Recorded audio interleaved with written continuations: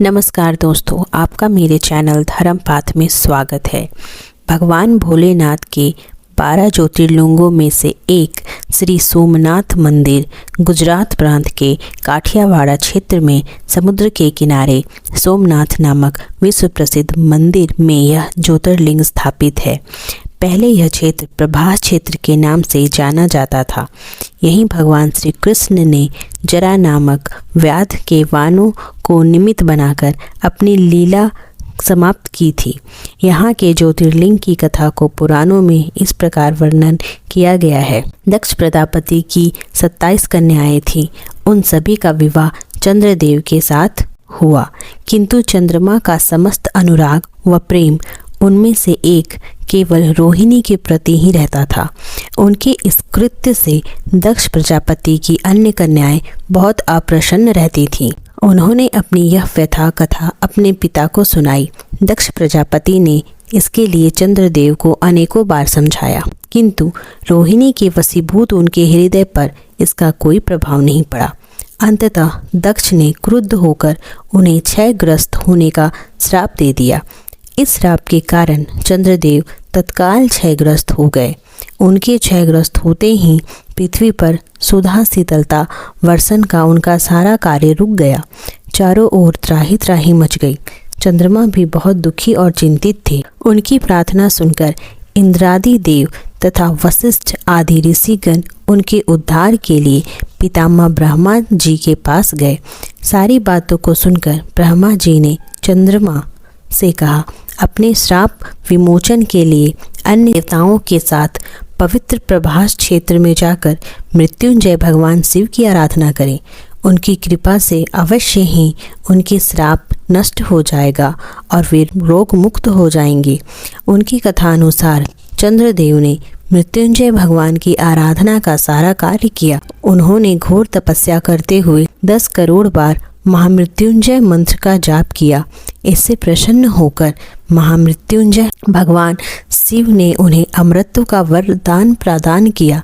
उन्होंने कहा, चंद्रदेव तुम शोक न करो, मेरे वर से तुम्हारा श्राप खत्म होगा, साथ ही साथ प्रजापति दक्ष के वचनों की भी रक्षा हो जाएगी। कृष्ण पक्ष में प्रतिदिन तुम्हारी एक एक कला छीन होगी, किंतु पुनः शुक्ल पक्ष में उसी क्रम से तुम्हारी एक एक कला बढ़ जाया करेगी। इस प्रकार प्रत्येक पूर्णिमा को तुम्हें पूर्ण चंद्रत्व प्राप्त होगा। चंद्रमा को मिलने वाले इस वरदान से सारे लोगों की प्राणी प्रसन्न हो उठे।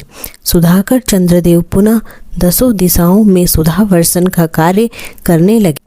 श्राप मुक्त होकर चंद्रदेव ने अनेक देवताओं के साथ मिलकर मृत्युंजय भगवान से प्रार्थना की कि आप माता पार्वती जी के साथ सदा के लिए प्राणों के उद्धार के लिए यहाँ निवास करें। भगवान शिव उनकी इस प्रार्थना को स्वीकार करके ज्योतिर्लिंगों के रूप में माता पार्वती जी के साथ तभी से यहीं विराजमान रहने लगे। पावन प्रभास क्षेत्र में स्थित इस सोमनाथ ज्योतिर्लिंग की महिमा महाभारत, श्रीमद् भगवत गीता और स्कंद पुराण आदि में विस्तार से बताई गई है। चंद्रमा का एक नाम सोम भी है। उन्होंने भगवान शिव को ही अपना नाथ स्वामी मानकर यहाँ तपस्या की थी। अतः इस ज्योतिर्लिंग को सोमनाथ कहा जाता है। इसके दर्शन, पूजन, आराधना से भक्तों के जन्म जन्मांतर के सारे पाप नष्ट हो जाते हैं। वे भगवान शिव और माता पार्वती की अक्षय कृपा के पात्र बन जाते हैं। मोक्ष का मार्ग उनके लिए सहज ही सुलभ हो जाता है। भारतीय उपमहाद्वीप के पश्चिम में अरब सागर के तट पर स्थित ज्योतिर्लिंग श्री सोमनाथ महादेव मंदिर की छटा ही निराली है। यह तीर्थ स्थान देश के प्राचीनतम तीर्थ स्थानों में से एक है और उनका उल्लेख स्कंद पुराण, श्रीमद् भगवत गीता, शिव पुराण आदि प्राचीन ग्रंथों में भी मिलता है। वहीं ऋग्वेद में भी सोमनाथ सोमेश्वर महादेव की महिमा का उल्लेख है। यह लिंग शिव के 12 ज्योतिर्लिंगों में से पहला ज्योतिर्लिंग माना जाता है। ऐतिहासिक सूत्रों के अनुसार आक्रमणकारियों ने इस मंदिर पर 6 बार आक्रमण किया। इसके बाद भी इस मंदिर का वर्तमान अस्तित्व इसके पुनर्निर्माण के प्रयास और सांप्रदायिक सद्भावना का ही परिचायक है। 7वीं बार यह मंदिर कैलाश महामेरु प्रसाद शैली से बनाया गया। इसके निर्माण का कार्य सरदार वल्लभ भाई पटेल ने करवाया। यह मंदिर गर्भगृह, सभा मंडप और नृत्य मंडप 3 प्रमुख भागों में विभाजित है। इसका 150 फुट ऊंचा शिखर, इसके शिखर पर स्थित कलश का भार 10 टन है और इसकी ध्वजा 27 फुट ऊंची है। इसके अबाधित समुद्री मार्ग के विषय में ऐसा माना जाता है कि यह समुद्री मार्ग परोक्ष रूप से दक्षिणी ध्रुव में समाप्त होता है। यह हमारे प्राचीन ज्ञान व सूझबूझ का अद्भुत साक्ष्य माना जाता है। इस मंदिर का पुनर्निर्माण महारानी अहिल्याबाई ने कराया था। धार्मिक महत्व पौराणिक अनुश्रुतियों के अनुसार सोम नाम चंद्र का है, जो दक्ष के दामाद थे। एक बार उन्होंने दक्ष की आज्ञा की अवहेलना की, जिससे कुपित होकर दक्ष ने उन्हें श्राप दिया कि उनका प्रकाश दिन प्रतिदिन धूमिल होता जाएगा।